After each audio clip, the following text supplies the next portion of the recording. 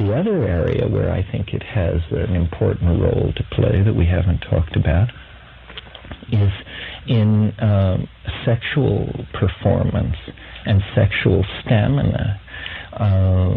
When I first became sexually active, and I think this is a problem of many young men simply because they have so much juice going, is premature ejaculation.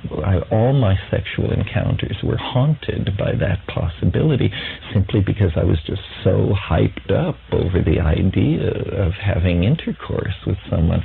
Well, I discovered that smoking hashish gave me an incredible ability to control my ejaculation and also my sexual stamina. So these were invaluable social skills. It gave me verbal facility, sexual stamina, control over my ejaculation, beautiful visions, a prodigious memory. It did everything but suppress appetite, which it certainly did not do. The munchies, regardless of what pharmacologists tell us about how this is an illusion, the munchies seem to be a very real part of cannabis use, meaning that 40 minutes or an hour after smoking cannabis, one does find oneself rummaging through the cupboard looking for chocolate chip cookies. But this is hardly grounds for hanging, which is the current legal response in Malaysia.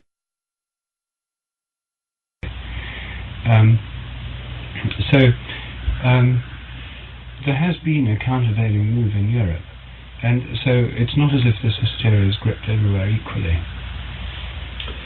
Then we'll be seeing increase of novelty and cultural evolution in Europe outstripping developments in the United States, according to our well, to some benefits. It may in fact be happening. I mean, I certainly feel much more at the center of novelty when I'm in Germany, where, by the way, people smoke cannabis in restaurants and quite openly. The United States seems to be on a kind of fundamentalist religious bender that and its attitude toward women's reproductive rights and drugs and all these things that is making us a kind of pariah in the first world. I mean, we represent values which are incomprehensible to educated Europeans. One thing that occurs to me that I'm sure Rupert would have enthusiasm for because it involves his grassroots science thing. This question of, does it make you lazy? Does it give you energy? Does it destroy your memory? Does it enhance your memory? Because I've smoked so many years, so many different kinds of dope, of cannabis, I've come to hold pretty strong opinions about its various forms. And I think that, number one, charas is a debilitating drug. It has opium in it, it has datura in it, and it has various additives and binders that are not good. Marijuana, which is how most Americans smoke their cannabis, involves the incineration of too much inert vegetable material, so that you are getting pesticide residues, carbon monoxide, tars. All of these things are complicating the question of what does cannabis do. To my mind, the true test of whether or not cannabis is what the pharmacological effects of cannabis are, we should almost restrict our discussion to high-grade Lebanese hashish, which is truly nothing but the compressed resin of the female cannabis plant. And that's the classical hashish of the Arab, and that's what I prefer and feel almost to be a different drug from both Mexican marijuana and Pakistani or Indian hashish. Those things do carry detrimental qualities that are not present in the pure, for instance, 3 Lion or so-called red Lebanese hashish. That's the hashish that we want. That's the cannabis product that I would feel is the one that everyone should smoke before they judge or form a strong opinion about what cannabis can do. In spite of the increasingly repressive atmosphere in the United States, I imagine that marijuana smoking is still on the increase. I mean, it's very widely used, at least secretly. They claim not, but there's a decrease. Slow, slight. Tonnage. Yeah, they claim so.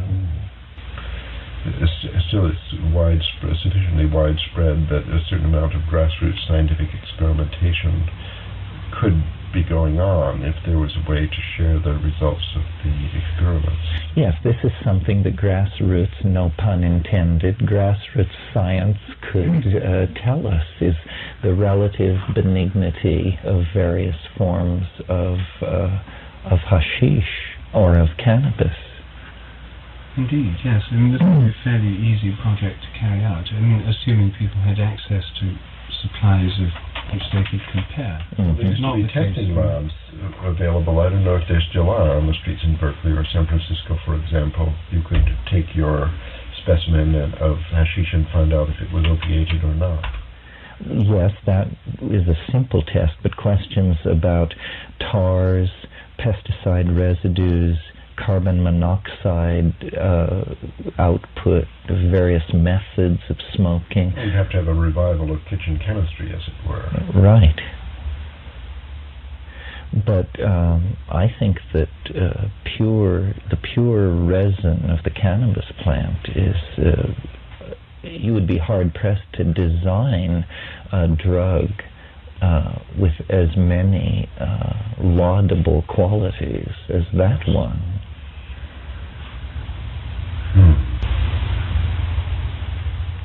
So then perhaps we should consider what would happen if the trend that's happening in Europe anyway continues, if cannabis is actually legalized, which is, as I say, it's already de facto legalized in parts of Germany, Switzerland, Italy, even to a limited extent in Britain.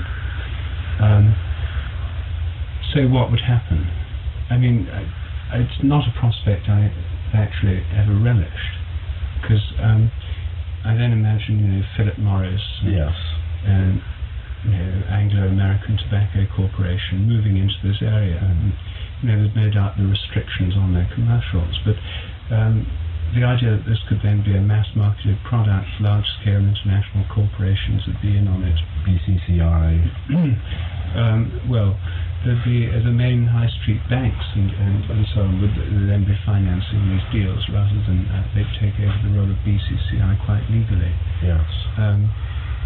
I'm not sure that I particularly relish that. And the other issue which we haven't talked about, which is no doubt of some concern to you, Terence, is at what age children might be permitted or encouraged to experiment with cannabis. I mean, would we want this to be going on in the gazebo here at Esalen, in nursery schools, junior high school?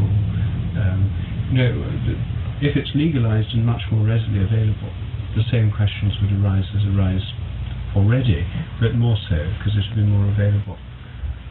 Well, I prefer decriminalization rather than legalization.